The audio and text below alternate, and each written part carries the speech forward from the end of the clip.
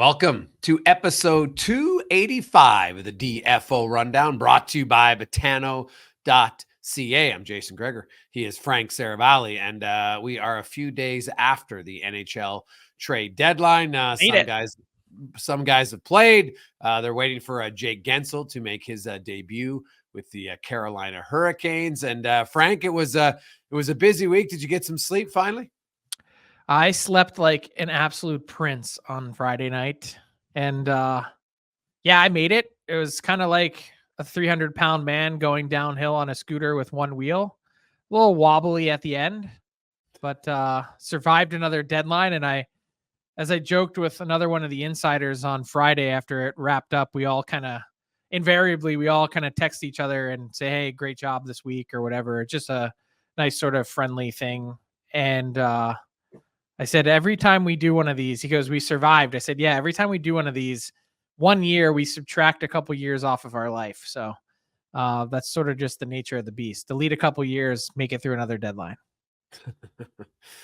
Well, hopefully there's not too many of them. Otherwise, that math won't be well for you at a certain age. So hopefully it's maybe like a month that it's deleting, not a year at a time. I don't know. If you've seen the way I've aged, I mean, not entirely pretty, so got to get a handle on that. Mix in some veggies, that'll help. Yeah. We got a unique pod today, and we are recording this on Sunday evening, in case anybody is wondering. But we got a unique pod today. It's going to be a lot of questions, a lot of fill in the blanks, and Tyler Yaremchuk will be running lots of it as we welcome it in. Ty, how you doing? I am good. Yeah, figured instead of just letting you guys handle it, I'd run you through a little bit of a post-deadline gauntlet. So we'll try to hit on everything big that happened. We got a fill in the blank segment, a buy or sell segment. We'll wrap it up and have some fun courtesy of our friends over at Botano as well. So let's not waste any time. Let's get right into it with the fill in the blank portion of the show. It is delivered as always by DoorDash, 25% off, 0 delivery fees on your first order of $15 or more. All you need to do is download the DoorDash app and enter the promo code NATION25. The first one I got for you guys, the Vegas Golden Knights getting Tomas Hertl was blank, Frank. Ballsy. I feel like it's a really fascinating move. One, because didn't really see this coming. I'd love to give the other insiders some truth serum because I never heard that name once. I know Kelly McCrimmon revealed that he first started talking to the Sharks about this in January. And in fact, Tomas Hertl had the last few days before the deadline. And mind you, this got done in the last hour of the day.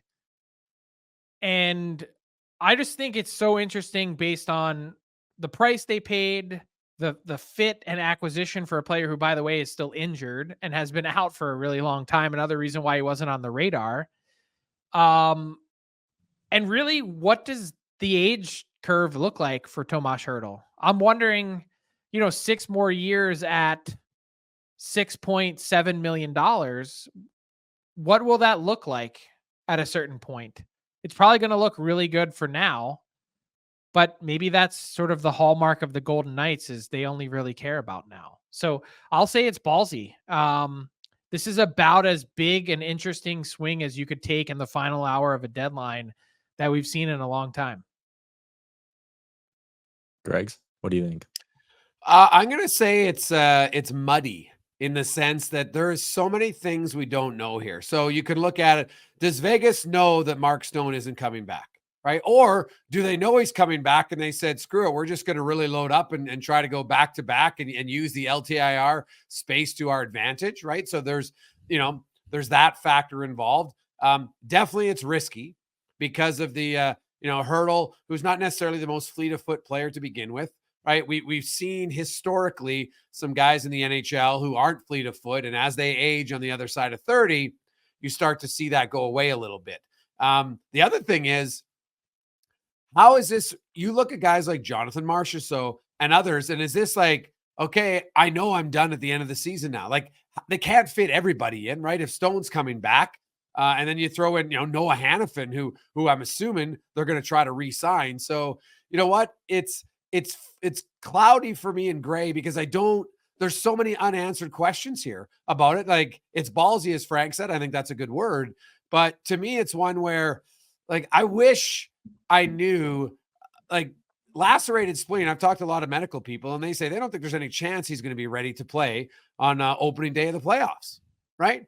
And then some say, well, it depends the severity of it. Well, right. So I don't know, but Frank said, he reported that there was internal bleeding. I talked to a medical doctor, like, well, that's pretty serious. So, who knows about it, but it is one it's a big risk, because the chances of Hertl really kind of, living up to his contract aren't of certain. Like, he's been okay. Right. And I guess, okay, like, if he's a 60-point player, then I guess that's a $6.5 million player. Right. But, like, I don't know. His foot speed concerns me. And now maybe he'll come into Vegas, guys, because he's been 4 years in the desert of, like, nothing, of Suckville in San Jose. And all of a sudden he comes back and he's just like, hey, I'm rejuvenated again. Because I don't care who you are. When you start your career being a perennial cup contender, like San Jose was for Hertl's first few years, and then now you're not even close, and the organization is just the tire fire compared to what it was under Doug Wilson, I could see how maybe his motivation wanes. So, that's another factor. Maybe Tomas Hertl, this just gives him a whole new lease on life. Let me throw you guys just an off-the-cuff buy or sell. I know I said we'd start fill in the blank, but you buy or sell on this Vegas, call it philosophy of just always being all in. Like, you would imagine at some point it's going to catch up to them. Gregor, you mentioned, like, Jonathan Marchessault, is he sitting there going like, oh, is this my goodbye? Like, are you not going to have enough money? Do you not have plans for me this summer after we just won a Stanley Cup together? Frank, do you buy or sell on this, kind of F the future, we ball now kind of attitude? I buy, because what it takes on the back end of it is having, the courage or just ruthless approach that they've shown already to be willing to cut bait on guys who have meant a lot to you. Marc-Andre Fleury, gone. Max Pacioretty, gone. Paul Stastny, gone. Riley Smith, gone. Jonathan Marchessault, you're just the next one. You're the next guy approaching his mid-30s that's had a real serviceable time span there where you've delivered a Stanley Cup, but most likely they're just going to cut ties. Just based on pure math. Now, I know what Bruce Cassidy said. I hope he stays here forever. It's hard the math isn't mathing at a certain point. And you have to be willing to walk from guys, even in uncomfortable situations. And that's one thing that Vegas has really shown their ability to do. There's lots of teams that can swing big. There's just not a lot of other teams that have the stomach to boot guys in the ass on the way out like Vegas has. Well, Frank, bang on. And I would buy too. I'll say this. Look at the Pittsburgh Penguins. Imagine if the Penguins would have said, you know what, we'll re-sign Jake Guentzel, but if Jenny Malkin, you're not coming back. You're old. Yeah, you won for us. You are, your name, your jersey is going to go in the rafters later on in your career, but we're done. That's why the Patriots were great in the NFL. I know it's a different sport, but Bill Belichick did not allow personal relations to impact his business decisions for a long time. Now, eventually, you know what? They didn't have as many good players, but they kept at the top and won that many championships over a long period of time. Yes, they had Brady, but they would bring in good guys, get rid of veterans, and that's what Vegas has done, right? Like, look at the other teams, look at San Jose. Marc-Edouard Vlasic. Why the hell would they give him $7 million at that state? They should have traded Tomas Hertl 2 years ago. Rather than re-signing him, they should have done it. So Vegas, I think a lot of people in the NHL don't like it because it's outside of how the NHL does. And the NHL is proven year after year after year of successful teams that don't want to cut bait when they probably should.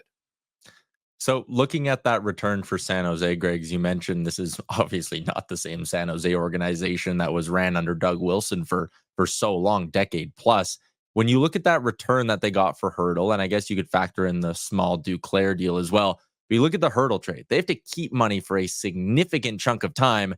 They get 2 firsts, but they have to give up 2/3 in the process as well. And when you look at where Vegas is likely picking, and then where those San Jose thirds could be coming in, like, that's not exactly a massive drop. I know it's still somewhat substantial, but what do you make of the return that the Sharks got on this deal, Greggs? Well, if you look at the percentages of first round picks and success rate compared to third rounders, like the percentage is significant, right? Like third rounders, even early third rounders are like 11, 12% chance of being a 200 game player. So I did find it a little odd. They are retaining for 6 years, but I'll say this. I don't think they're a playoff team for 6 years. And they're only retaining what, like $1.6 million, I think it is, give or take some change. So it's not a huge amount. The problem is they're going to stink next year. Now they don't have any retention spots because they have Burns, Carlson, and Hertl. So they can't take on another contract until 2 years from now. And I look at the Sharks, and they've already, this will be what, year 5 that they've missed the playoffs, right?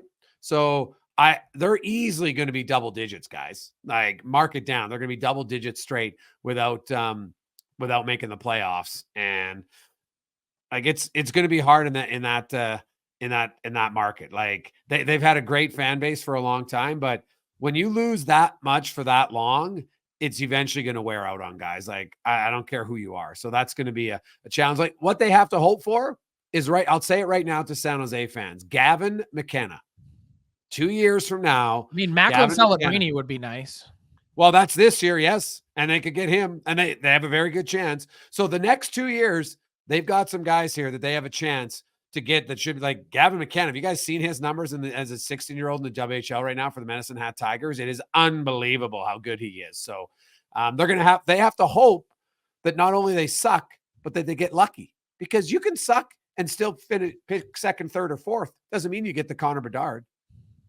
Yeah. Frank, the Sharks' return was blank at this deadline. Oh, I would say the Sharks' overall organizational philosophy appears to be elementary. I just think that the rest of the league is playing chess and they're playing checkers. That's what it feels like. There's just not any next level thinking. You know, you mentioned the draft position.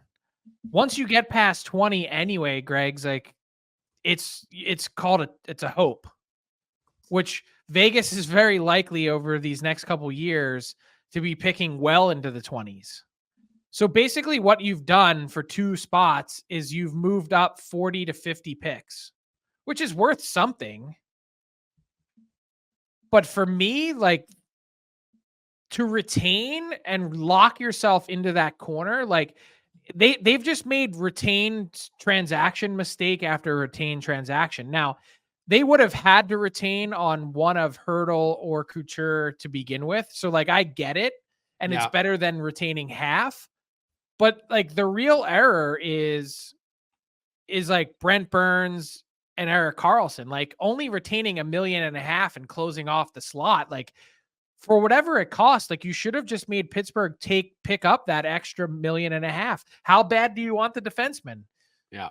You got to eat the whole 11.5. We don't want that one. Like, so they have 2 slots locked up through 2027. All of next season, what you've done is you've basically guaranteed or sealed the fate of Logan Couture in a San Jose uniform until 2020. Summer 2025 at the very earliest. Frank, I'll just a side note. I think Logan Couture is concerned about the fact he might even play again, right? His surgery, and that's another factor. Maybe they knew that going in. Yeah. But here's the other part that I would say is, like, again, I just want to know what the plan is. Give me your path forward. And I guess getting a first round pick and moving up 50 slots and a first round prospect, maybe that helps you in a small way, but this isn't a groundbreaking return. I guess here's really where I come out. And when I say this, I don't want to be over the top and make it sound like I'm being absolutely critical, but I want to read for you a message that I got from a GM shortly after the trade Friday night. And it was basically just, let me just find it here. They just felt like the trade could have been made in the summer for way more return and no retention. That there's 0 free agent centers available this summer, that they think someone would have paid for Hertl at that $8 million number. And then to throw in 2/3, that you're basically trading pick in a worst case scenario, you're trading pick 32 for 65. Like if you're the Golden Knights, you're taking that all day long. And so when the news first started to leak out about the deal, they were assuming that it was 2 firsts and 2 thirds going to San Jose, not San Jose putting in 2 thirds. So, I think that's some really important perspective, is to take a step back and look at the summer and what that might have been. You don't know, but there's also, with Hertl being injured, no real rush to do it now, which I guess is another part of it. Like, why did you need to make that trade on Friday in the last hour of the deadline? Yeah, that's a great point. In the summer, there's more financial flexibility, and we'll talk about that because a handful of the players who were left on your board in the top 10, Frank, most of them were all the guys with term, right? So you wonder if that didn't play into it. Like, hey, in the draft in the summer, instead of 3 teams being able to squeeze these guys in, there might be 10 that are willing to make a move for them. Let's move along and move off the Hertl Sharks Golden Knights thing, because that was the real stunner of the day. Your next fill in the blank, outside of the Hertl move, the most surprising deal that we got in the deadline period was blank. Frank, is there one that stands out to you as the most surprising move outside of Hertl? That Andrew Peeke trade from Columbus to Boston, I am still thinking about it. It still makes no sense. It still does not compute. And I understand that Derek Forbort is out on LTIR. But my God, have they watched Andrew Peeke? And second, do they know that he has 2 more years at 275? And do they know that he's mostly been a healthy scratch this year, and that the Blue Jackets were going to be forced to buy him out this summer? At 1/3. Okay, maybe that's what Boston is counting on, that they're just going to buy him out this summer. I don't know what the plan is. Why would they do that? Like, I agree. But why would you give up a third to do it? No. Like, you could make the argument that Zaboral, I know that he's not playing, he wasn't playing in the NHL at the exact time of the trade, and that his contract was a one-way that Boston was probably looking to move off of, and they want to give him a change of scenery. But these guys are closer to equal than anything else, and then to throw in a 3rd-round pick on top of it, like, I saw the news come across my plate. I had to take a step back, and I started calling people saying, what am I missing here? There's some other element of this trade that I'm not digesting. It's not computing. And then to see the 3rd rounder on top of it, I was like, well, that makes sense. Columbus moved a 3rd to get off of Peeke. And it's like, no. Boston gave up a 3rd. Like, my brain is still 52 hours later. My brain's still exploding. Yeah, I had that on my list. The other one, and it's not a big trade, but it's one that I'm like, I don't see why it makes sense. So Toronto went out and they added 2 physical defensemen. Right? They wanted some defensemen, they wanted some physical defensemen, and then right near the end of the day, they go out and add a smaller center in 5'10" in Connor Dewar on a team that is too soft to begin with. Not saying that he's necessarily soft, but what does he bring that's anything better than what they currently have? And they give up a 4th rounder for it. Like, I did that trade, to me, I was perplexed by as to what was the huge benefit of making. He's a decent player, but when I look at what Toronto need, to me, the one big question I have about the Maple Leafs is, when push comes to shove, do they have enough shovers? And especially in their top guys. But so if then you're like, okay, well, we'll try to get some more shover. Like Max Domi, and it's not about size, because Max Domi is competitive as all hell. But I don't really see Dewar in that same situation for me. So that, even though it's not a big trade, you don't give up a lot. Like the Peeke was my initial answer, so I'll look for a second one. And that was the other trade where I was kind of like, why you do that? I actually like that deal, and I think he's going to surprise you with how competitive he is. All right. And the other part is he's an RFA under team control and shouldn't be too expensive. So maybe that part I like too, that it's, at least if you're giving up an asset, and it's, again, for an asset that is probably, if they even make it to the NHL, is probably a bunch of years away, this guy's at least under team control. Yeah, I just look at, like, Bill Guerin, there's a certain type of player he likes. Now, obviously, he thought Brandon Duhaime. He really liked those 2 guys. Right. He traded him because he wasn't going to be able to keep them, because they've got their own cap problems. You think Dewar's going to get that big of a raise? It's more than they want to pay at that position. That's what it Okay. comes down. I mean, Duhaime already got a raise and then now was in line for another one. They weren't going to do it. They just said, we'll find our next guys that we will pay. Yeah. And that's fair. So then I wonder, like, it's not like Toronto's bursting with cap space. Well, they also got another kick in the shins with William Lagesson getting claimed on waivers as part of their machinations to create cap space to make moves. Not to say that Lagesson's the end all be all, just that this is a team short on bodies on defense. You lose one on waivers in the middle of the whole process that you're trying to keep everyone together. Yeah, that was a weird little waiver flurry with 3 guys getting claimed on deadline day.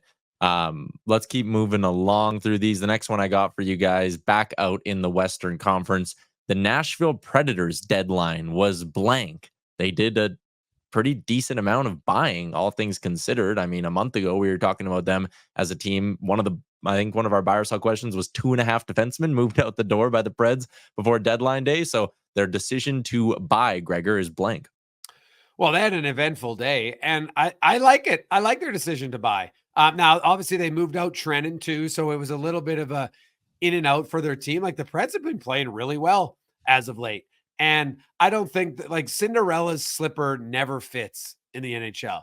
They get close, and then all of a sudden you get to midnight, and we can go back through all the Cinderella teams. Maybe the LA Kings, if you want to argue, because they were an 8 seed team, they won. All the other Cinderella teams, when push comes to shove in the cup final, they're done. So do I think Nashville's going to win the cup? No, but UC Saros is on fire all of a sudden.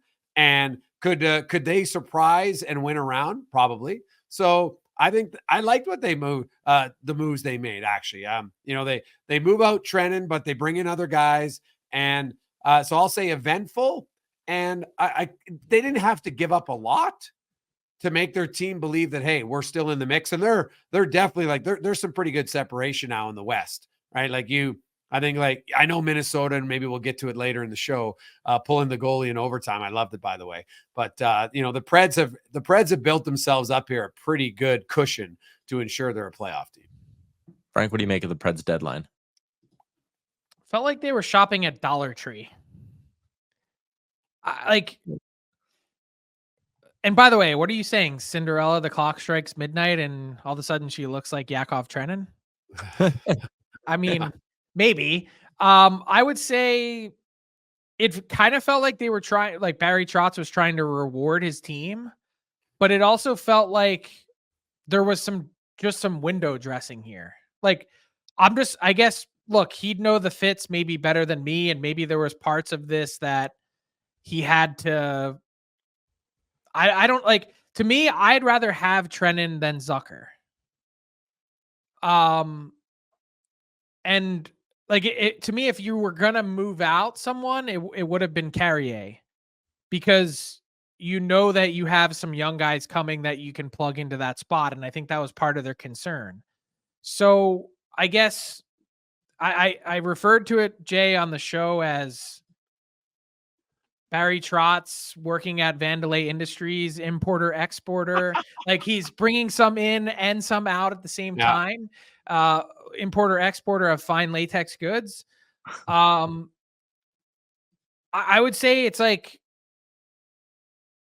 there's no net change here. Like your team isn't appreciably better or worse, but you've like moved around some things, and so you got yourself a Beauvillier. Okay, fine.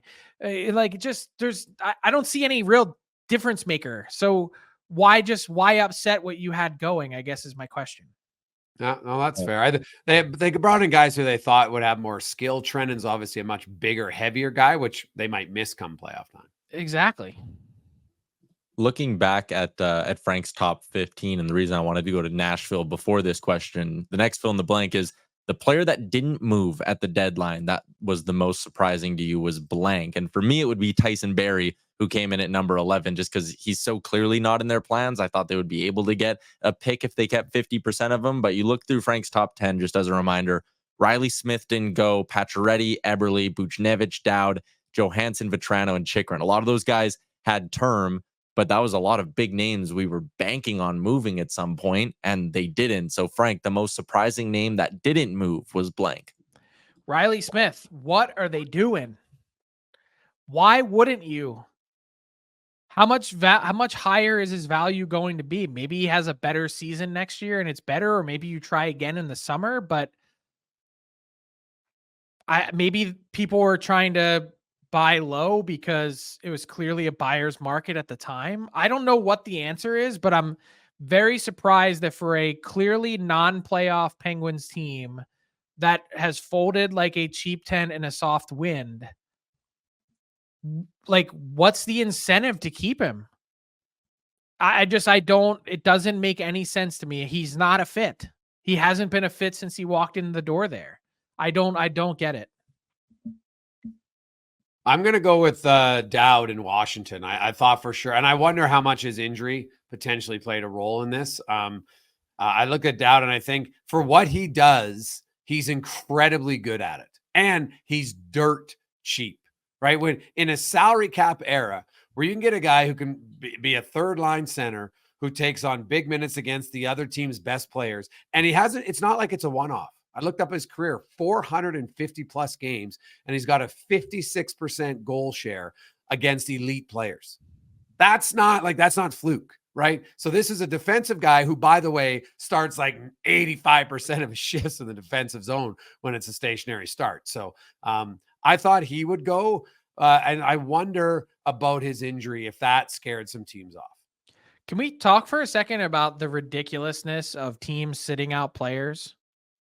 Alex Barabanov sitting out and then not being traded is embarrassing.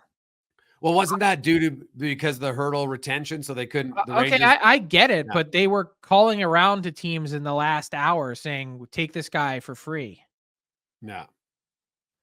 You can't sit the guy out before then. If you don't have a firm, like, to me, I think we've jumped the shark. The whole Dumba and Zucker thing, like, those two guys essentially went for what was 6th round picks. Yeah, like, I know. This idea of sitting players out to try and drum up interest and a market and phone calls, I think it's really risky, ugly business. Yes, I would agree wholeheartedly. And no offense, it's not like the players that were sitting in those cases were guys that other teams were clamoring to get. Now, I think Tampa Bay might be, might be pleased as punch to get Matt Dumba for what they gave up, which is virtually, as you mentioned, Frank, like, they get a 7th and they gave up a 5th. It's like an average of a 6th. And they were lucky because Sergachev's on LTIR, so they had the space to do it. But, it's not like teams were knocking down the door and banging on the door to the Coyotes to get these guys. And also them not retaining money probably hurt their ability to get better picks. Well, not probably, it would. It got hurt. It crushed it. Yeah. But I guess when you have so many picks, what's the incentive to try and get some more when you could just shed $1 million off in each case, like $1 million in real cash off of your bottom line? And by the way, does that not signal to you that this team is heading to Salt Lake more than anything that we've seen? 100%, man. Like, let's just wait for the press conference in May that Gary Bettman announces in between probably round 2 and round 3 that Utah will be getting an NHL team. I don't even know if it'll wait that long. You could be right. Shaving a little money off the books. All right, the last fill in the blank I got for you guys. Let's talk disappointment, because there wasn't as much action as we've seen in years past, and that led to a lot of fan bases saying, damn, I wanted my team to do more. So the fan base that should be the most disappointed with their team's deadline is blank, Jason. It's a good question. Look, I look at the teams that I thought were real competitors. Lots of them: Vancouver, Edmonton, Winnipeg, Carolina. They made moves. Florida made a lot of moves. I guess I would go the LA Kings. That would be the one. Now, maybe the Kings are like, we don't think we're that good. So that would be the one. Now, it sounds like they were close, but it didn't come to fruition with Ullmark. So I'd probably have to point to the Kings if I look at teams that, other teams still did something to improve their lot. It might not be as much as you'd think, but I guess I'll go with the Kings. I'm going to go with, I'm torn between the Wings and the Islanders, because neither one of those teams made a trade. Unless you want to count that little move that Detroit made, which I don't. Lou loves his team, baby. Lou loves his team. But if he really loved it, he would have been out there trading. This was 4 straight deadline days that he did not make a trade. And I guess maybe that's a bit of a misnomer because he did trade for Horvat last year. Yes. But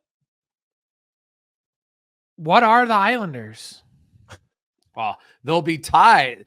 Actually, the Islanders will be tied with Detroit if they hold on to their lead tonight against Anaheim. That's what I mean. That I think doesn't that feel like a team of all the years with bargain basement prices to add guys and guys that were left on the cutting room floor for free? Yeah. I mean, you mean to tell me you couldn't use a last year 47-point scorer in Barabanov for free 99? I'm not saying he's a difference maker. I'm just saying, like, what if?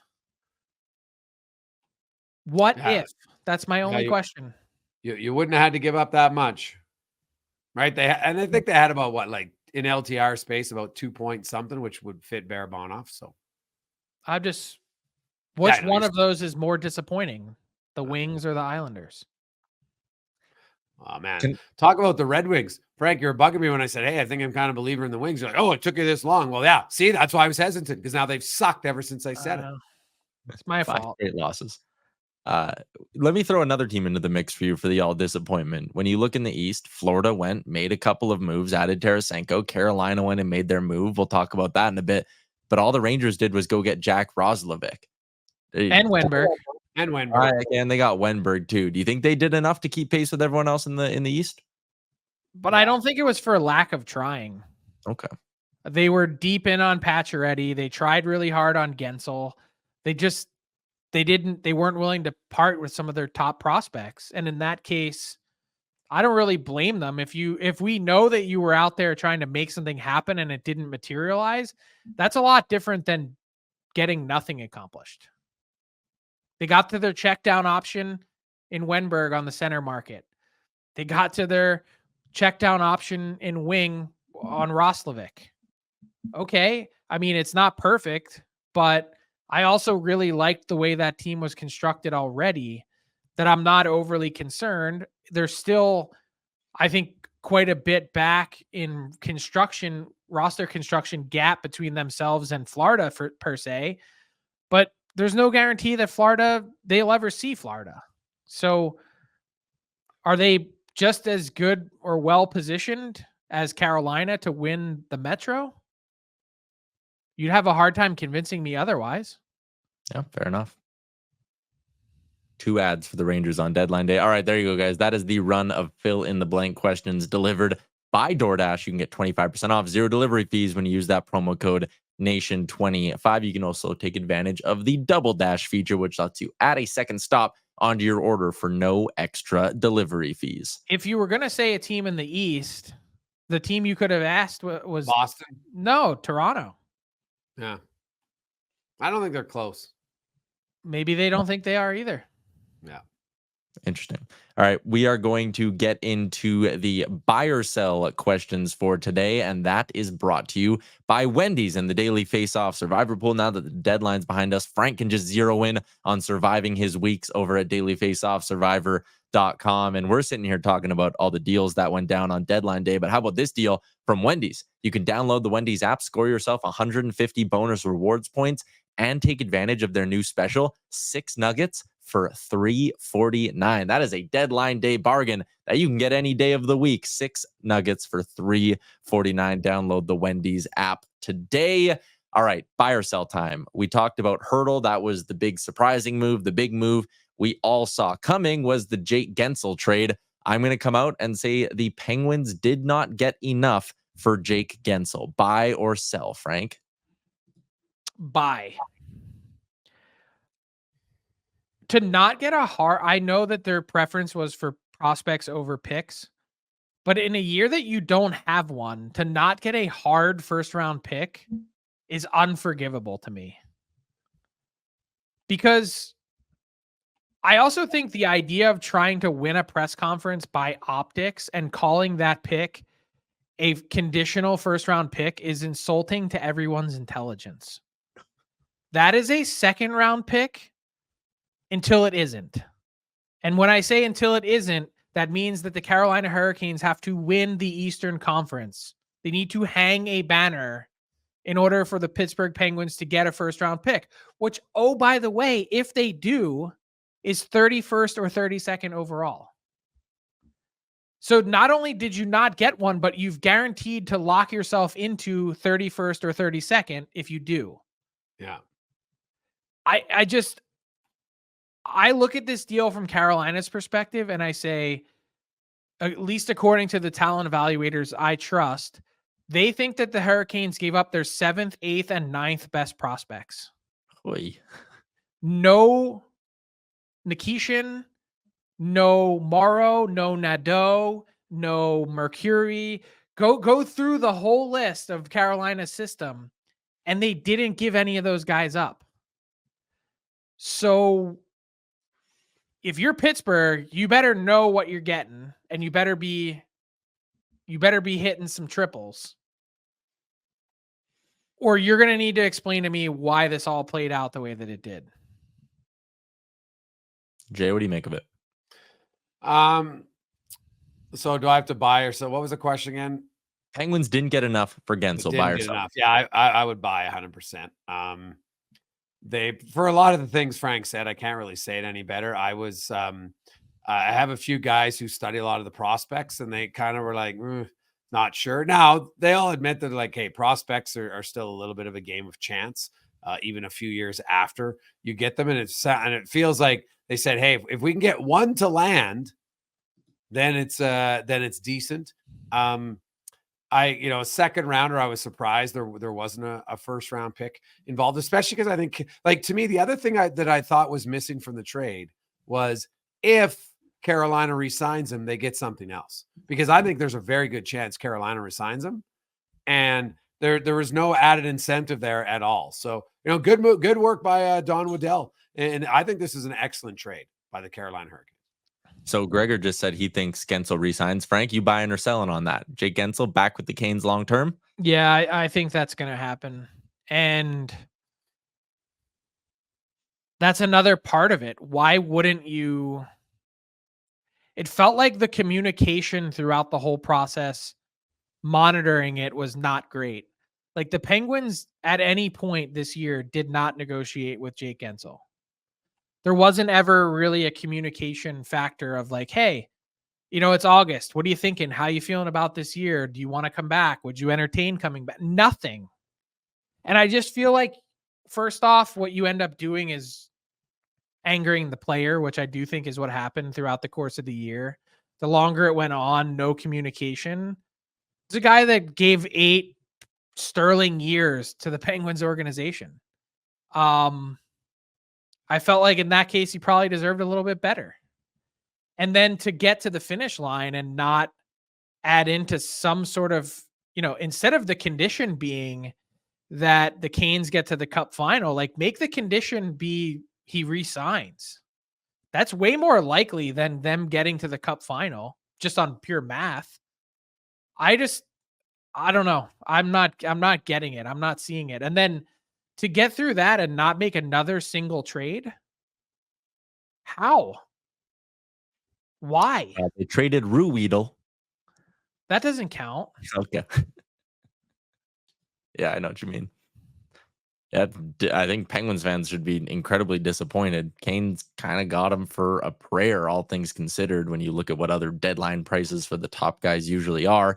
How about the other deal that Carolina made? A 3rd-round pick for Evgeny Kuznetsov at 50% retained. I know we were having this debate during the Daily Faceoff Live trade deadline stream of like, okay, is this the wake-up call for Kuznetsov? But it feels like he's had a number of wake-up calls already in his career. But Kuznetsov bouncing back in Carolina. Gregor, you buying or selling on that? I am buying. And the other thing, guys, hey, unfortunately with addiction, there's lots of guys who, there isn't just, oh, I need one bounce back.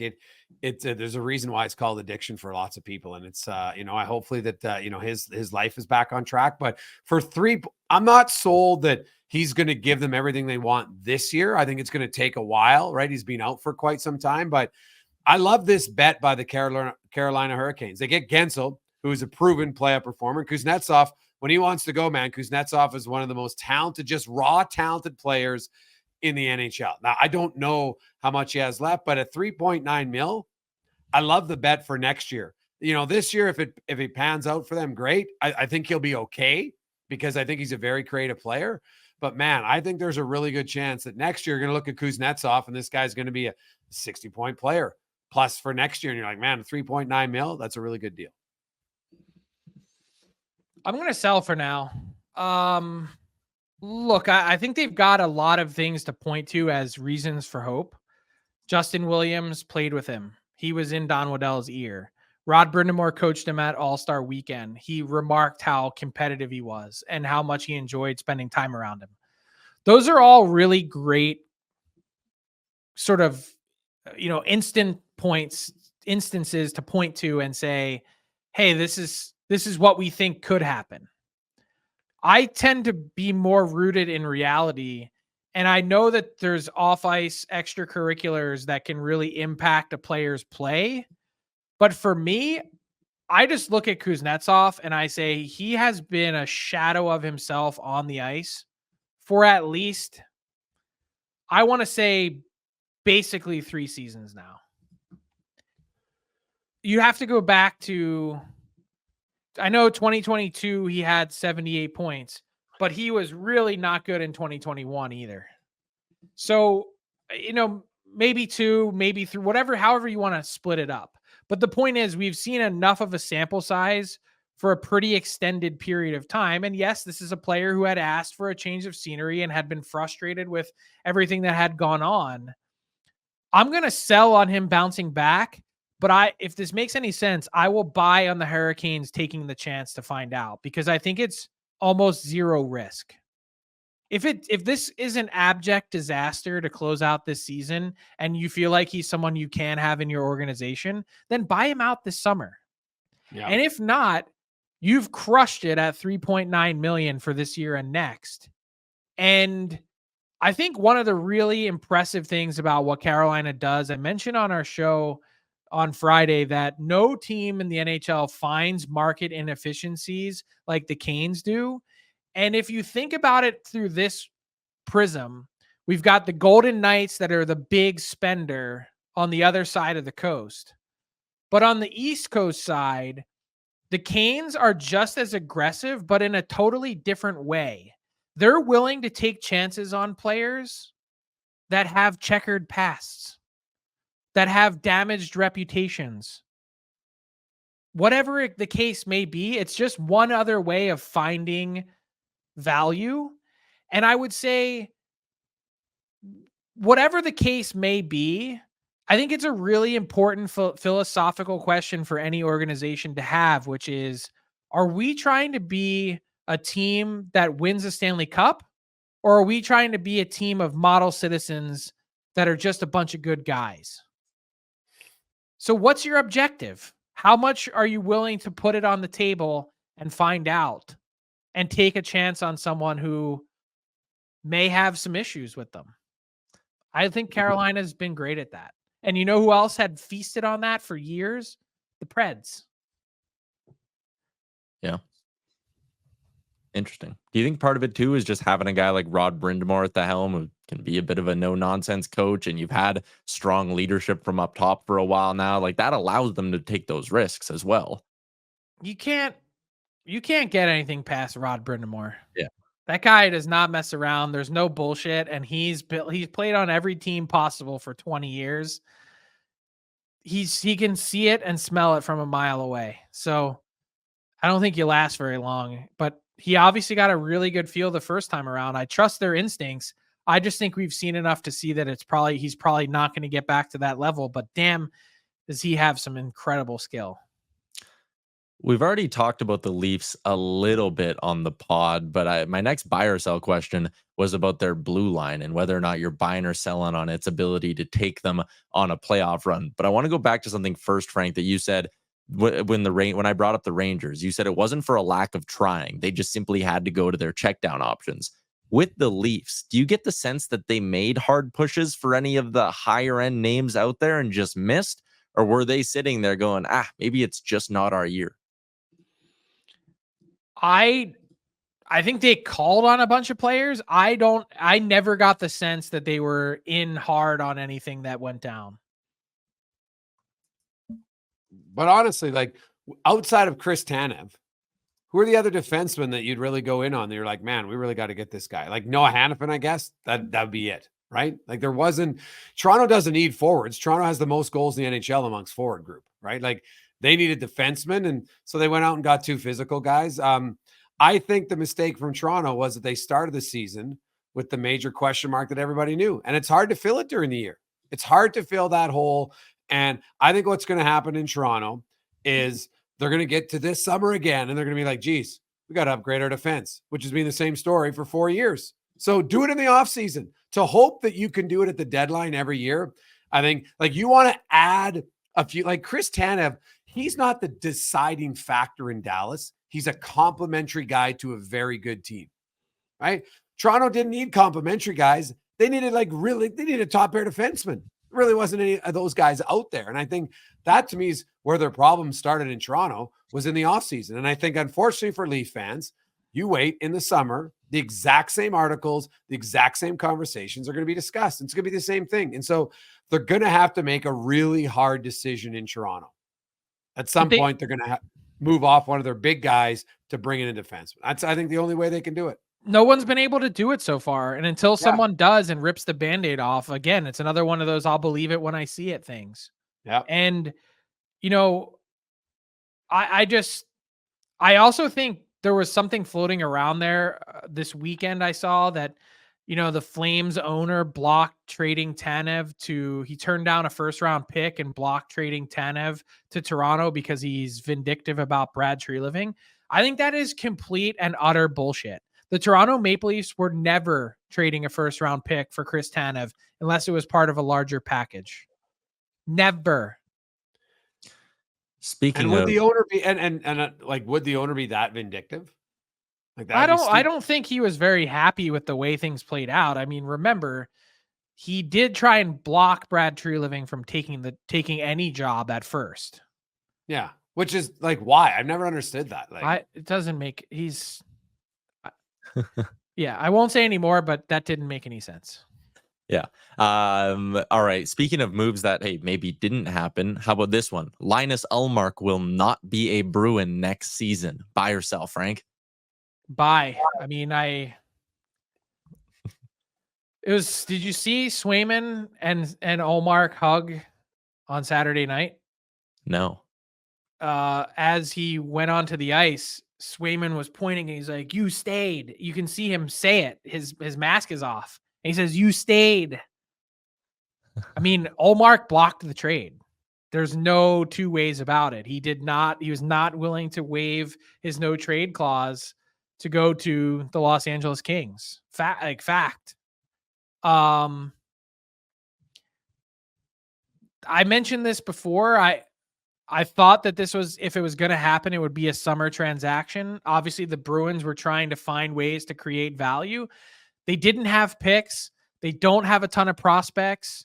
And the only real way to create value is to shake up your goaltending situation, which needs at some point to be addressed from a pure contractual standpoint. So I think it's a mistake. Like, I mean, I'll say that just because I think that's been the backbone of their team. That's just purely my opinion. Maybe they think that Brandon Bussi can come in and be that guy already because he's subject to waiver claim next season and they don't want to lose him. He's been pretty good in Providence.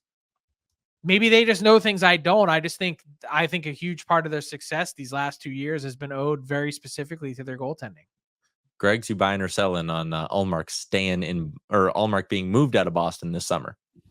Dude, I would be buying that as heavily as I would be buying stocks in the old B-bald, which is great for your shaved head. Okay, that's that's how B-bald, head and face, buddy. It's unbelievable. If you've never use tried it on your balls too. No, no. It'd be funny if it was B-ball. Yeah. B-ball, buddy. B-ball. It's a great name, and it's trust me, because a lot of people don't understand that it's very important to keep your chrome dome nicely moisturized so it looks good. So I'd be buying stocks in that as much as I would that Ullmark is not going to be a member of the Bruins. You don't need 2 great goalies. I know it's that people are like, oh yes, you do. I'm like, no, you don't. because one of them at the end of the day is going to play in the playoffs. They proved last year they're not going to rotate. Now, maybe they learn from their mistake, but ultimately you're paying a guy $5 million to sit on your bench for half the time. Get a quality backup, spend that money to help your team elsewhere. Okay, if you're Ullmark, like, again, the friendship with Swayman, that's great, that's heartwarming. But if you're sitting there being like, okay, they're going to try really hard to move me in the summer, why would you not want to go to LA of all places? Like, that seems like a Too great far. spot to spend the East next year guys, of the man, new contract. they don't like to travel. LA's got brutal travel. It's not even that. It's just a huge family change. It's not like, hey, I'm going to Yeah. sneak home for the weekend and go see my kids in Boston. It's on the other side of the goddamn continent. Yeah. Fair enough. All right. Last one I got for you guys in the buy or sell. Of the teams that are currently on the outside of the playoff picture in the East, I'm going to say the New Jersey Devils and their new goaltending duo have the best chance of getting hot down the stretch and taking over either for the Wings or Flyers in the East. You buying or selling, Frank, on the Devils getting hot with their new goaltending? I'm selling. I had an executive text me today and said, "What is your projected order of standings for the East?" And I said, "This is just wild card only." Or I guess the bottom end of the East playoffs. I said, in this order: Detroit, Tampa, Islanders, then Devils, then Flyers, then Caps. The Flyers, look, I get that the math is certainly in their favor, but man, that team looks like it hit a wall. And that game against Tampa the other night, I know Torts getting thrown out was what everyone talked about, but they're getting their doors blown off, it feels like, on a nightly basis. They don't have Carter Hart in net anymore to cover. And look, I'm a big Eric Johnson fan, but geez, like, did people watch him toward the end in Buffalo? Like, he was basically trending towards healthy scratch on a really bad Sabres team. Greg, you think the Devils and the new goaltending have enough? Well, I will say right now the Islanders are in a better position than the New Jersey Devils. They're going to be 6 points up with a game in hand on the Devils, so definitely not. Tampa Bay to me is they're going to be the number one wild card team because I think the Islanders are going to catch the Flyers, and then it comes down to the Flyers, the Red Wings, and don't count out the Washington Capitals. So I'll say no to New Jersey because first of all, I'm not a big believer in Capo Kakinen, number one. Jake Allen's going to be a real big wild card, but I don't see it happening. The only positive for the Devils is that Timo Meier starting to find his game. That's the one big positive lately for them. He had a really big night the other day. So just a little bit too little too late, Frank, on the goaltending front for New Jersey?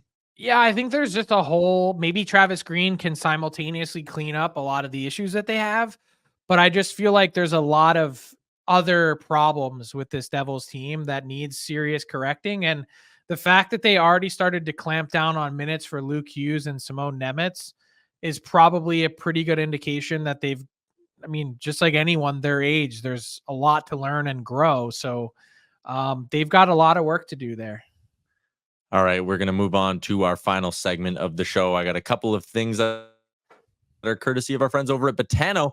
19 plus, please play responsibly. The game starts now at betano.ca. Their futures odds for the NHL are continually getting upgraded. Let me just start with this. Before I even show you the odds board for Stanley Cup winner, which team in the league improved their Stanley Cup chances the most during the deadline period? We'll say, not just deadline day, deadline period, Gregor. Which team improved their cup chances the most?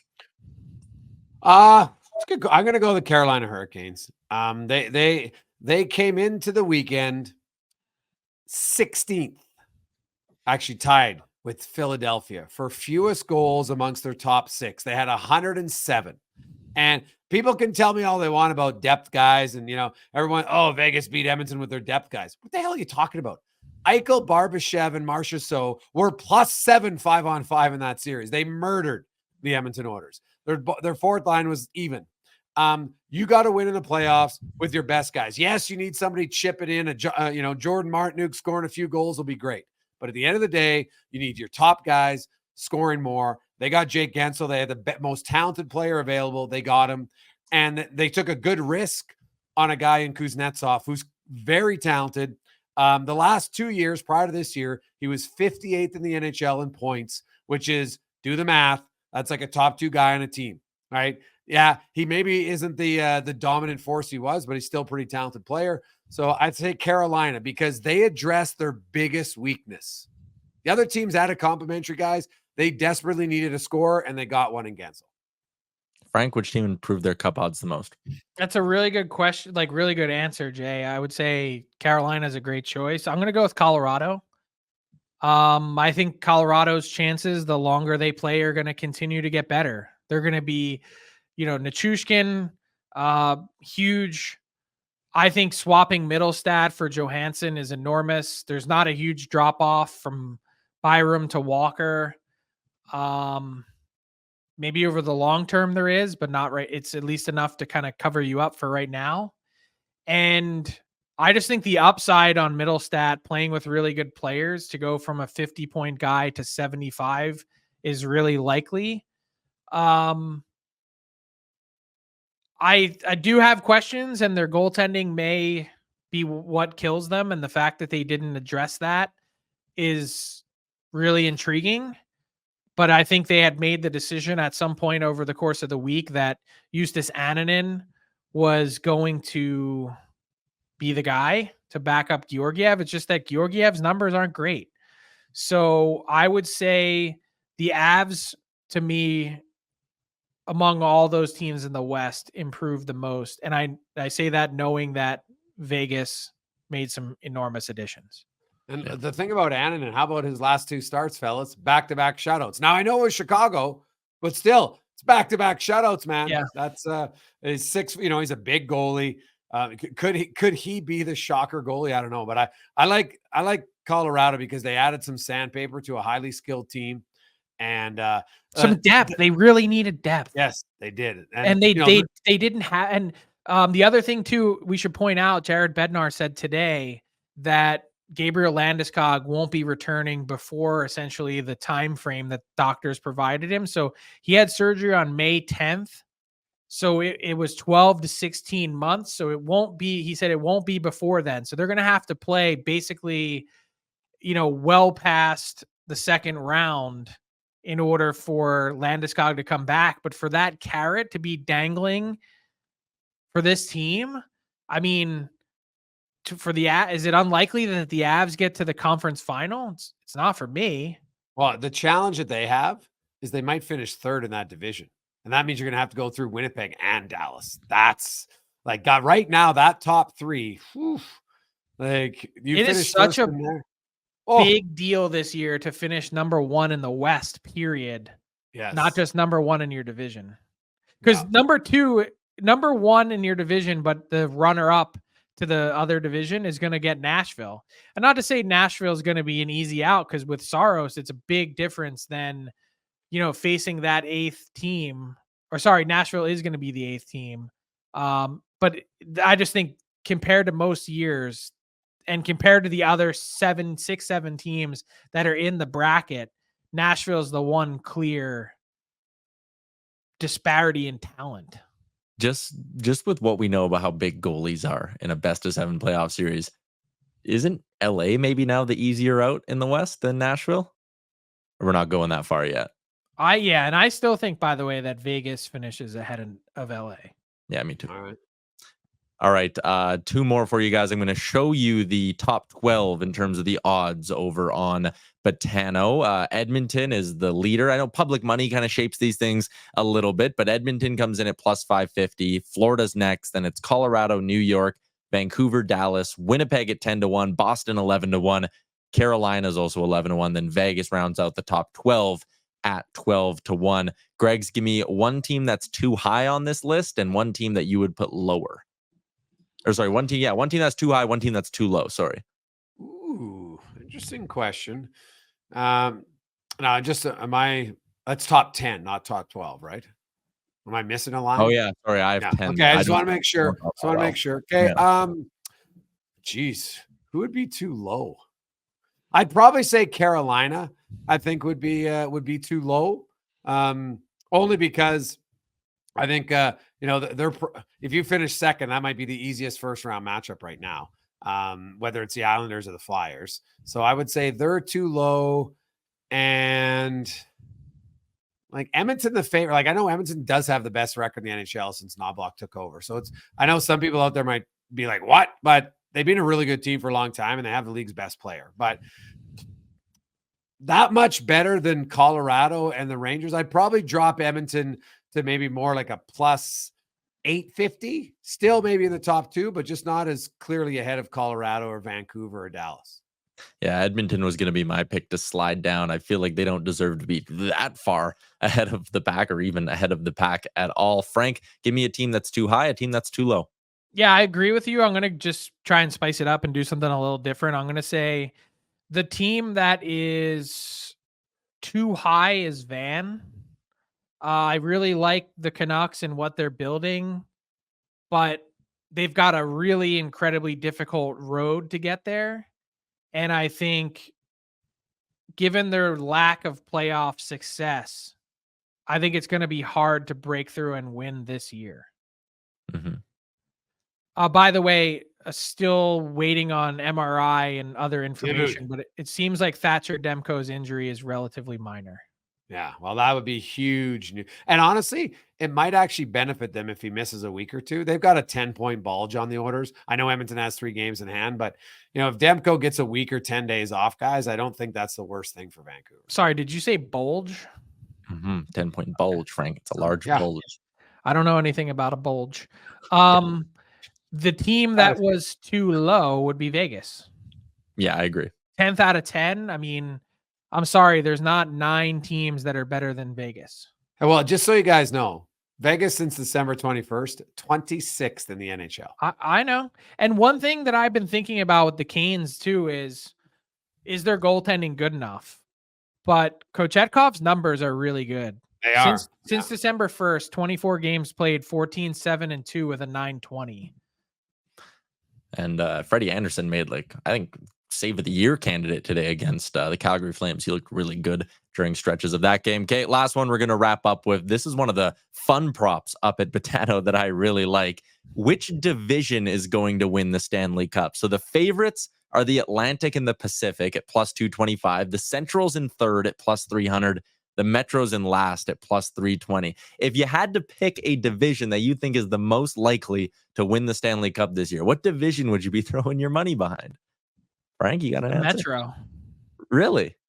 Yeah, first off, I think they've got the best value. Second, I think all the teams in the West are going to beat the absolute piss out of each other.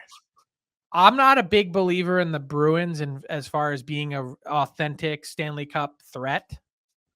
I do like the Panthers in the Atlantic, but I'll take the 2 teams in the Metro, New York and Carolina, to break, just based on volume to break. This is how my brain works, on volume to break through.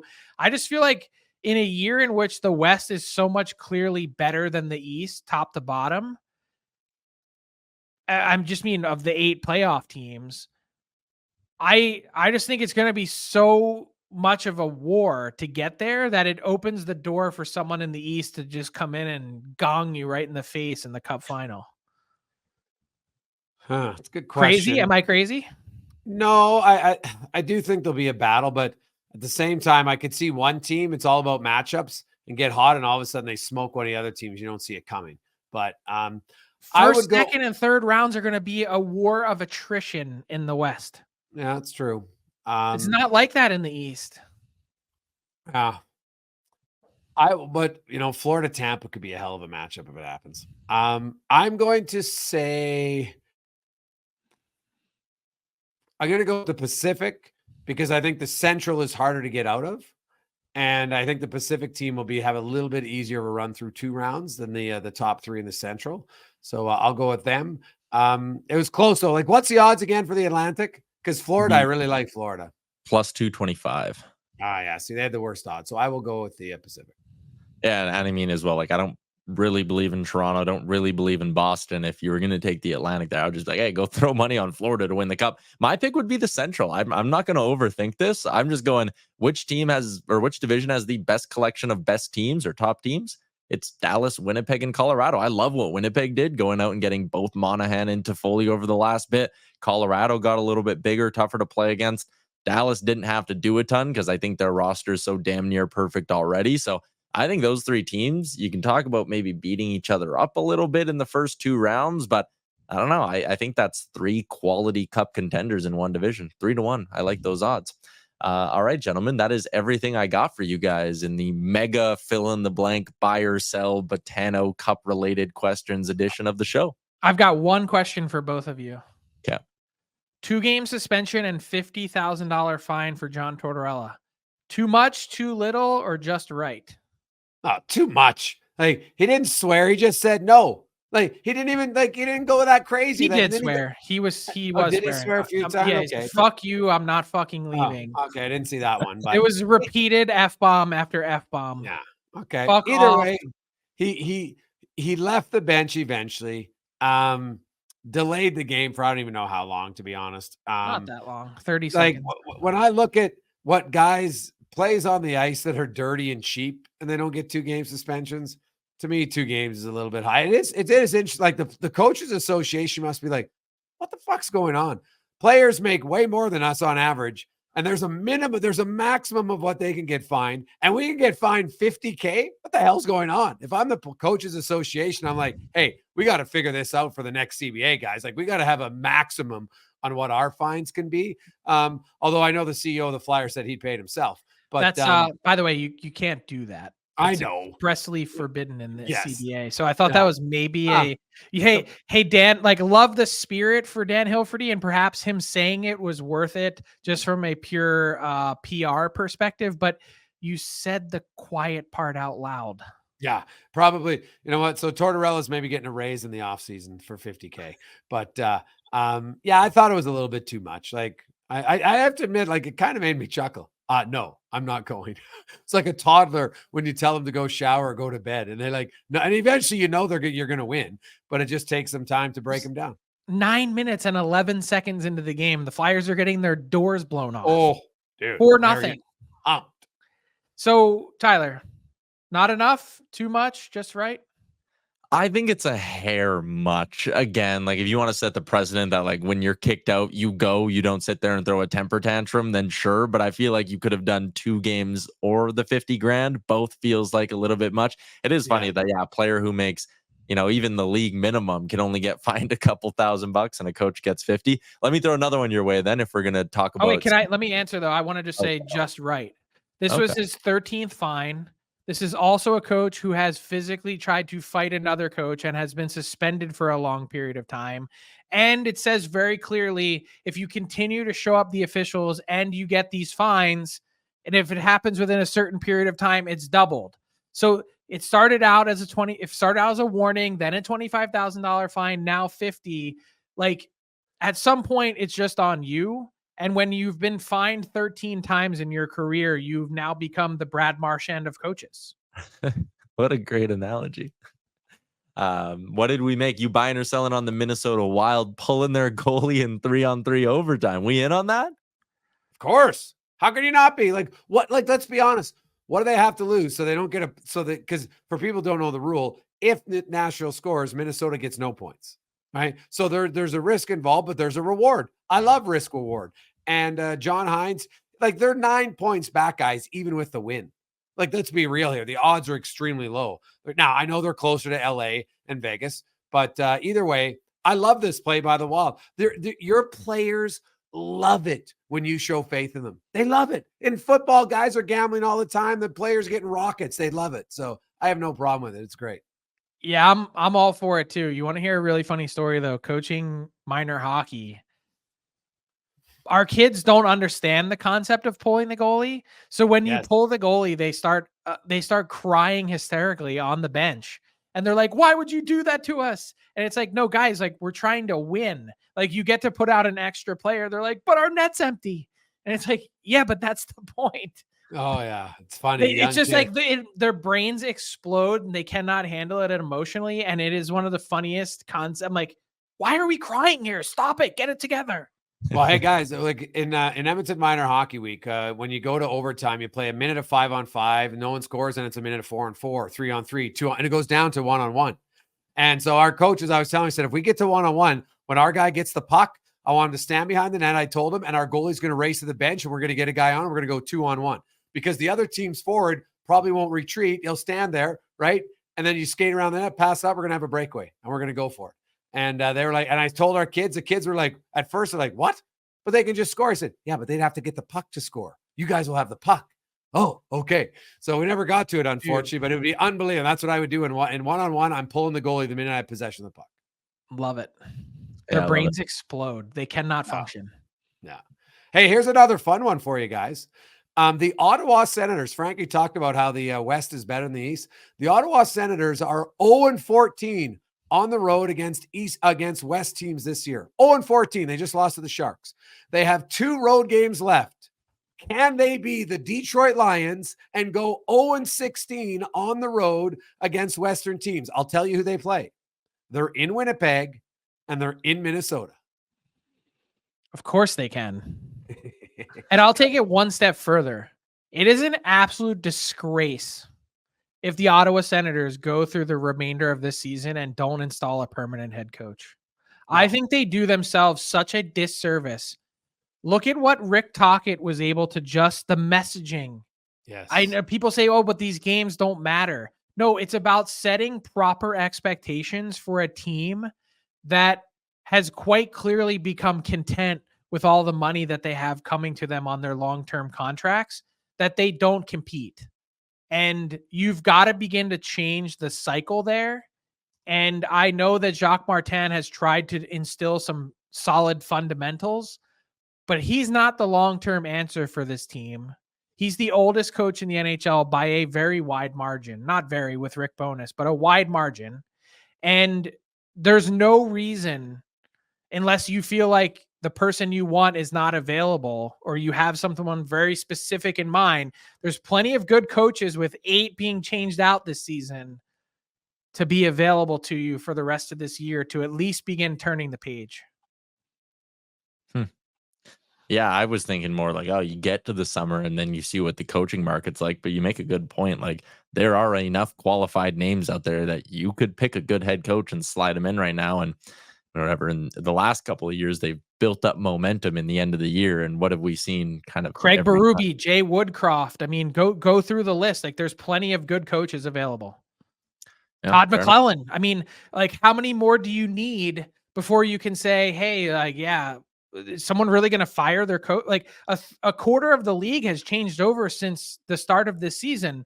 How many more are going to become available once the season ends and they're going to gong their coach? I'd say no one. Yeah, I was going to say, unless there's some assistant coach that they love, who else is going to be available that isn't available now? I don't get it. And I think they're doing themselves a huge disservice. And look, the idea too of setting the table for the summer, I get that that's important, but it would have been really nice to send a wake-up call to the rest of that team and be aggressive on deadline day or deadline week to change it up there, because they desperately need it. Yeah. Yep, fair enough. All right, we went nearly an hour 15 with the deadline recap show, gentlemen. So a big shout out to the both of you for letting me again put you through the ringer, going through basically every move that happened around the deadline. A big shout out to Botano, DoorDash, and of course Wendy's with the daily face-off survivor pool. And no pod Thursday, correct, gentlemen? No pod Thursday, but today first off, this is one of the most fun pods we did in a while. And second, we got to give the people what they want. They want more Yaremchuk. I keep getting the tweets, the buy or sell segment and the fill in the blank. They love it. So figured turn it into a whole pod. Love it. Awesome. So yes, we get a rare week off. They get to recharge after a busy week, and then we'll be back on Monday.